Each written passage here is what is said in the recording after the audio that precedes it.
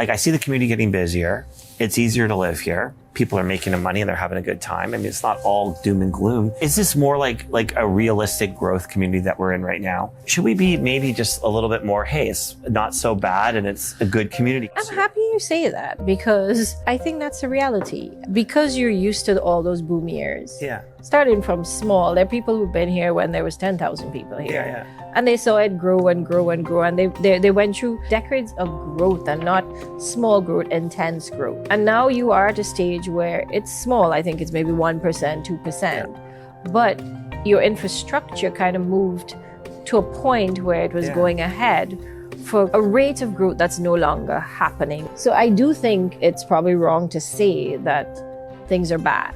I do think there are some sectors that are hurting more. And we can be transparent about the fact that you have low housing starts and things like that.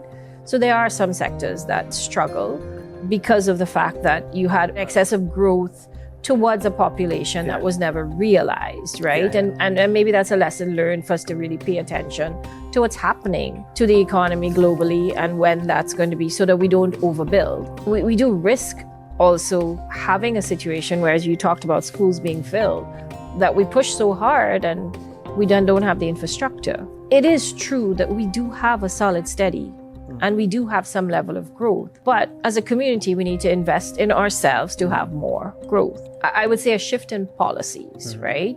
To not be political, but policies that allow for more investment in oil and gas. For us to really, really capitalize on the economic engine and be very strategic about that particular industry, we'll see a positive impact to the region. When we see carbon capture, when that pipeline's built, we'll see that. While those things are happening, we also need to look for other avenues and options. We have to always keep building that. As with any business, when you're in your business, we have to treat the community like a business. You have to continuously pivot and look at where's my new market, where's my new business, where's my new opportunities. We need to treat the communities in the same way. We need to continue to have that relationship. And with oil and gas, for me, it has to always be both ways, right? What can they do for us, but what can we do for them? And how can we help and support them? They will be here for a long, long time to come. And that will continue to be a very sustainable part of our community. But if we want to see growth and if we want to see maybe a little bit more of a rapid growth, me personally, I would love to see us get to the point where we close the gaps that we have currently for the infrastructure that we have now, and then we see steady so that everybody can partake in the economy in a strong way. But Fort McMurray has also been known as that place you can come and you can live and grow and not have a mortgage when you're 50 years old, have your house paid off and have money for your kids to go to school. And that's always been the attraction. And I would say we have to be honest about who we are. We are very much a family in a place with lots of great facilities for being a rural community, but we are a rural community. And good paying jobs is what will bring people to the region. I agree. But I also think that we need to do more of our own management. I think a lot of the planning in the city was done by people that were hired from outside of the city. We have this notion that we can't seem to manage ourselves. So they suggest, like for instance, like when we had the Jubilee Square, like when they spent like $30 million and they put a restaurant there and a weather catcher that shot water into the air conditioning system, and just like that, it was gone. What I love about the downtown revitalization was a very small amount of money spent, $4 million or something, and it created a community. I think the fact that we had so much money for so long, we built these giant things. Going forward, if we pivot and we just focus on like a cricket field, we don't need to have like a giant arena. I think if we just bring it down one step, you'll actually get more people wanting to build a community here. You know what, I don't disagree, because I mean, there are conversations around how many parks do we have for a small region. It has been communicated that new projects, they are doing the Twinside Arena because of the fact there's limited ice, because there's so many hockey kids and so many teams here. So that's facilitating something that is a current demand. If you go to two smaller centers like Dalmany or Martinsville in Saskatchewan, they have bigger communities with more population than us, and they build these arenas and they don't cost, 80, 90 million. They build one for 10 million, then they build part of it and then they wait, and then they build another part of it. Like, I just think sometimes that, I don't know what happens to us. I would probably say two things. I don't know if you remember when Doug Griffith came and he did 13 Ways to Kill a Community. And somebody had asked a similar question. It might have been you that asked the question. And his comment was that we're a new community. We're still babies when we compare ourselves to communities that have been here for 100 years. His point was those communities probably made mistakes too, but hopefully we're getting it more and more right as we go along. So some of what I've been hearing out of City and Council, Mayor and Council and the city is there is that bit of recognition. Yeah. But I do agree with you. I think we need to do more with less and it's smarter. I think we definitely need more ice for the region. But at the same time, in other communities that don't have those funds, they add on, they renovate. But at some point you have to collectively stop making the same mistakes. We built one arena and then we build another arena. Yes. A bigger one. I'm not saying don't do it. I'm saying scale it down and then do more for other groups to make it more livable here so people don't feel the need to leave as much. But what I will say though, it's not a community for everybody. My husband, typical story, one partner moves here because of the industry and the other one follows. Initially he was doing camp, fly in, fly out. Yeah. Camp was not for him. He wanted to be home with his wife at the end of the day. And he's like, we're moving because I'm not doing this anymore. That's the people you want here. At the end of the day, you're not going to be able to satisfy everyone. And not everybody is a rural community. Not everybody can handle the winters that are long. That's always very hard.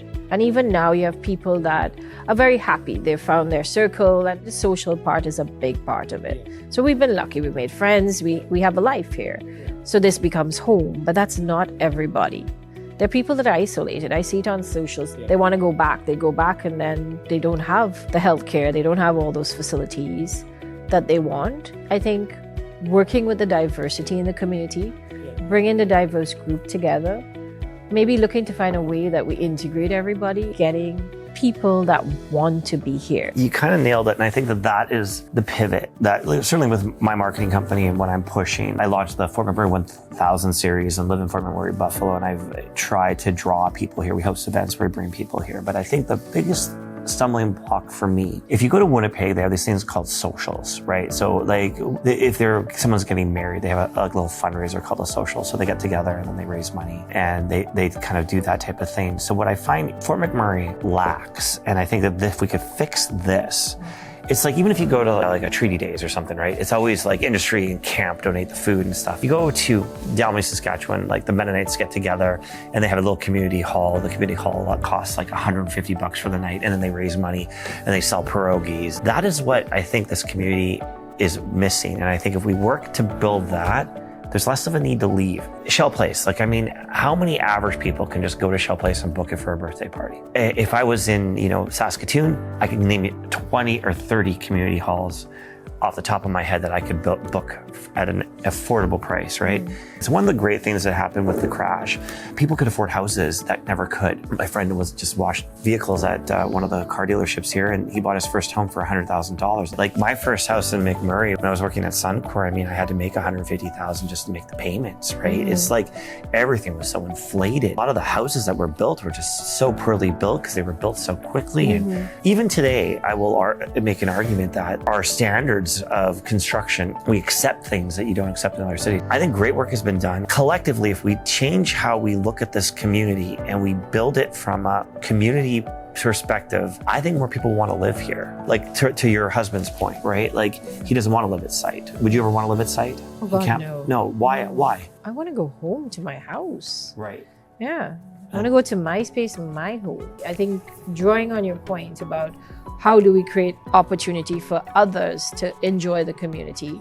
And because we build at such a corporate level, maybe for a big city versus maybe having facilities for smaller groups, the youth. Yes. So there is actually a study, and where the youths are telling us that we need opportunity for them to finish their studies here. We need an opportunity for youths that are interested in tech to be able to create here. But one of the things they also said, we've got nothing for youths. We do lots of things for kids and we do lots of things for adults, but what do we have for youth? I do think it is a relevant point that we do need to maybe step back and look at all these different sectors, demographics, and the diversity in the community and figure out how do we create simple things to integrate and make people feel more comfortable. I will still hammer on that people are not going to come unless you got good jobs. The trick with the second part is that spouse that comes needs to have that opportunity